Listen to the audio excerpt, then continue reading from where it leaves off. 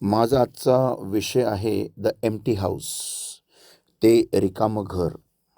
आपण उघडूया मत्तई 12वा अध्याय आणि वचन 43 ते वर्स 50 पर्यंत कोणतरी वाचेल का?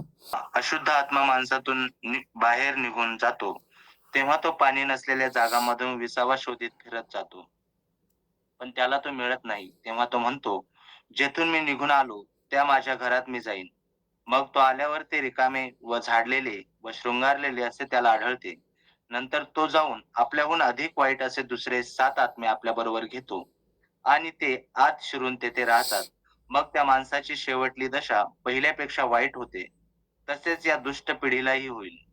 तो समुदायाशी बोलत असताना पहा, त्याची आई व त्याचे भाऊ त्याच्याशी बोलायला पाहत असून बाहेर उभे राहिले होते. तेव्हा कोणी त्याला म्हणाला, पहा, तुझी आई व तुझे भाऊ तुझ्याशी बोलायला पाहत असून बाहेर उभे राहिले आहेत. पण आपल्यापाशी बोलणाऱ्याला त्याने उत्तर देऊन म्हटले, माझी आई कोण आहे व माझे भाऊ कोण आहेत? मग तो आपल्या शिष्यांकडे आपला हात पुढे करून बोलला, पहा, माझी आई व माझे भाऊ.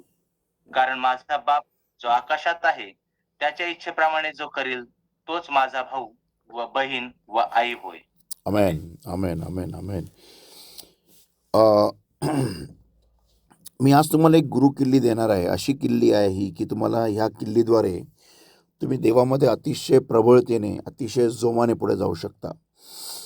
जेव्हा आपण हा अध्याय वाचतो ना, एस्पेशली फ्रॉम वर्स 43 टू वर्स 50 पर्यंत, 43 ते 50 पर्यंत, ह्याच्यामध्ये प्रभू येशू ख्रिस्तानी आपल्याला अशी एक चावी दिलेली आहे की त्या चावीद्वारे आपण ख्रिस्तामध्ये अतिशय प्रबळतेने जाऊ शकूया. ओके, तर आपण हे बघतोय ते प्रभू येशू म्हणतो की ज्यावेळेस एक आत्मा, दुष्ट आत्मा ज्या एका व्यक्तीतून बाहेर निघतो, त्यावेळेस तो he walked through dry places, seeking rest and find it none. तो सगळीकडे शोधत फिरतो कुठे त्याला विसावा मिळेल का, आणि त्याला विसावा कुठेही न मिळाल्यामुळे तो परत एकदा तो त्याच घराकडे येतो ज्या घरातून त्याला किंवा ज्या व्यक्तीतून त्याला बाहेर काढलं होतं. इथं दिलेलं वचन, then he saith, I will return into my house from whence I came out. And when he is come, he findeth it empty, swept and garnished. Then goeth he and taketh with himself 7 other spirits more wicked than himself, and they enter in and dwell therein. म्हणजे ज्यावेळेस तो त्या शरीरातून काढला गेला होता, त्यावेळेस तो सगळीकडे भटकत होता. आणि तो भटकत ज्यावेळेस तो जात होता, त्यावेळेस त्यांनी त्यापेक्षा भयानक 7 वेगवेगळे आत्मे पाहिले आणि तो धरून 8वा. ओके, आणि मग तो त्यांना घेऊन येतो आणि तो त्या व्यक्तीच्या आतमध्ये परत शिरतो. आणि तो परत, आपण पाहिलं होतं संडेला, की तो का शिरू शकतो? कारण ते घर रिकामं होतं. मग टॉपिक आजचा आहे द एम्प्टी हाऊस. ते घर झाडून स्वच्छ होतं, चांगलं सुशोभित केलेलं होतं, पण ते रिकामं होतं. आता सांगतो, ख्रिस्तामध्ये एखादा व्यक्ती रिकामा कसा काय राहू शकतो, हा प्रश्न आहे. When a person is in Christ Jesus, how can he stay empty? हा फार मोठा प्रश्न आहे. जेव्हा एखादा व्यक्ती ख्रिस्तात येतो, तो रिकामा कसा काय राहू शकतो? तर तो रिकामा तेव्हा राहू शकतो ज्या वेळेस तो 2 गोष्टी करत नाही. मुद्दे लिहून घ्या. तो 2 गोष्टी करत नाही. पहिलं, तो आत्म्याने, पवित्र आत्म्याने भरत नाही. लिहून घ्या, he does not gate filled with the Holy spirit. तो पवित्र आत्म्याने भरत नाही. आणि दुसरं ते म्हणजे की तो त्याचे चॉईसेस किंवा त्याच्या प्रायोरिटीज तो योग्य करत नाही. मी परत सांगतो, त्याची जी प्राधान्य आहे तो योग्य करत नाही. 2 गोष्टीमुळे तो एखादा ख्रिस्ती व्यक्ती रिकामा राहू शकतो. एक म्हणजे तो पवित्र आत्म्याने भरलेला राहत नाही, आणि दुसरं की त्याचे जे प्राधान्य आहे, ख्रिस्तामध्ये प्राधान्य, तो ते नीट करत नाही. आता पवित्र आत्म्याने भरणे तुम्हाला माहिती आहे, सगळ्यांना माहिती आहे. पवित्र आत्म्याचं बाप्तिस्म आपल्या सगळ्यांना माहिती आहे. पण पवित्र आत्म्याने भरलेलं राहणं म्हणजे काय? आता पवित्र आत्म्याने भरलेलं राहण्यासाठी तुम्हाला तुमचे प्राधान्य तुमच्या जीवनामध्ये नीट करणं हे गरजेचं आहे. ज्यावेळेस तुम्ही तुमचे प्राधान्य ख्रिस्तामध्ये नीट करत नाही ना, त्याच्यानंतर त्यामुळे जेव्हा प्राधान्य नीट नसतात ना, तर पवित्र आत्म्याने तुम्ही भरलेलं राहणार नाही. पवित्र आत्म्याने भरणं आणि पवित्र आत्म्याने भरलेलं राहणं ह्यामध्ये फार मोठा फरक आहे. पुष्कळांना पवित्र आत्मा मिळतो, ते अन्य भाषेमध्ये प्रार्थना करतात, पण ते पवित्र आत्म्याने भरलेले राहत नाही. ते तोंड भरलेले राहत नाही. ते कमी राहतात. ते कधी-कधी 60%, कधी-कधी 20%, कधी-कधी 10%, कधी-कधी 90%, कधी-कधी 100%, कधी-कधी 0.1% अशी आपली अवस्था असते. आणि हे आपण सर्वजण, तुम्ही पण आणि मी पण, आपण सर्वजण ह्या परिस्थितीतून गेलेलो आहोत आणि जात राहतो. का? कारण याच्यामधलं कारण हे आहे की आपले प्राधान्य आपल्या जीवनामध्ये नीट नसतात, प्रायोरिटीज. आणि ते म्हणजे आपल्याला कसं कळतं, तर वचन हे सांगतं, वचन 47 मत्तई ह्याचा 12वा अध्याय वचन 4:7. Then one saith on him, behold thy mother and thy brethren stand without, desiring to speak with thee. Sandeep वचन 47 वाच.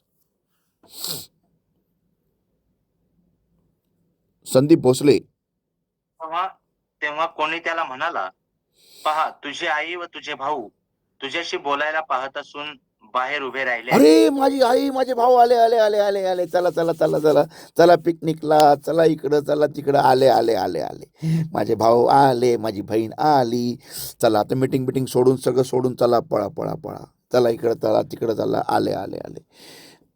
हे बघा, ज्यावेळेस आपण आपल्या जीवनामध्ये ना ख्रिस्तात असलेले असून सुद्धा जे व्यक्ती देवामध्ये थंड आहेत, मी परत सांगतो, जी व्यक्ती देवामध्ये कोमट आहेत किंवा थंड आहेत, अशा लोकांना आपल्या जीवनामध्ये जर आपण जवळ करू ना, तर आपण आहे ना, म्हणजे त्यांना जर का आपण आपल्या जीवनामध्ये प्राधान्य दिले, तर ते ख्रिस्तामध्ये आहेत, नावाला आहेत, त्यांच्या गळ्यामध्ये क्रॉस आहे, त्यांच्या घरावरती क्रॉस आहे, त्यांच्या बायबलवरती क्रॉस आहे, सगळीकडे क्रॉस आहे. पण जर का ते क्रूस खांब घेऊन वाहून चालणारे नसतील ना, तर तुमची अवस्था ना येशूसारखी कधी नसणार. तुमची अवस्था येशूच्या वेगळी असणार, उलट असणार. म्हणजे कसं, की जेव्हा पहा तुमचे भाऊ आणि तुमची बहीण आणि तुमची आई आलेली आहे, मग येशूने लगेच मीटिंग सोडली आणि गेला पळत त्यांच्या मागे. कुठे जायचंय?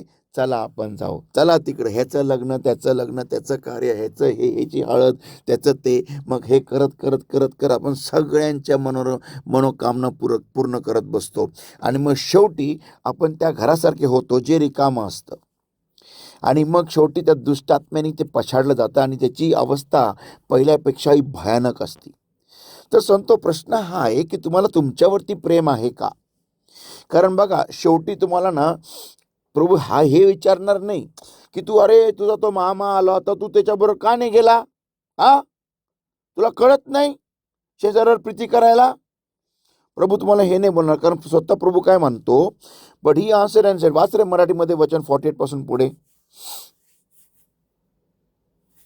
पण आपल्याशी बोलणाऱ्याला त्याने उत्तर देऊन म्हटले, माझी आई कोण आहे व माझे भाऊ कोण आहेत?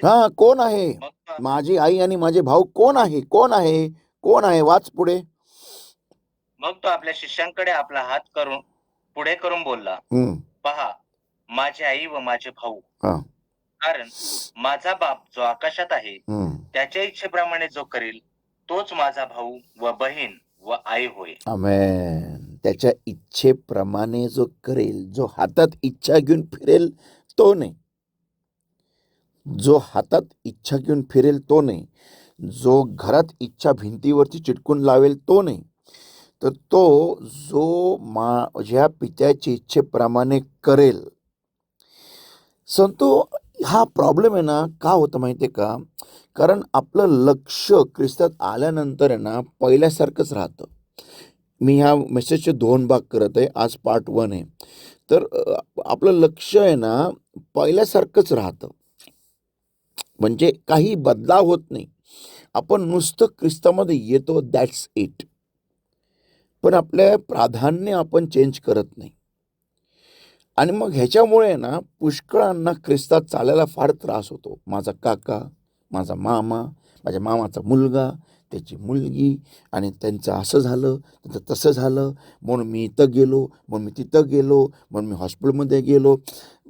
म्हणून मी माझी प्रार्थना चुकवली, म्हणून मी चर्चला येऊ नाही शकलो, कारण माझ्या मामाच्या मुलाचा पाय तुटला होता, माझ्या मामाच्या मुलाचा कुत्र्याचा पाय तुटला होता, माझ्या मामाच्या मुलीच्या घरामध्ये असं झालं होतं, त्यांच्या घरामध्ये तसं झालं आणि म्हणून मी तिकडं गेलो. तुम्ही जेवढं जे लोक जरी ख्रिस्तामध्ये असतील, पण जर का ते देवाच्या इच्छेनुसार चालणारे नसतील आणि जर का तुम्ही त्यांचे सगळे चोचले पुरवायला गेला ना, मला तुम्हाला सांगू द्या, तुम्ही कधीच स्वर्गात नीट पोहोचणार नाही. कारण का?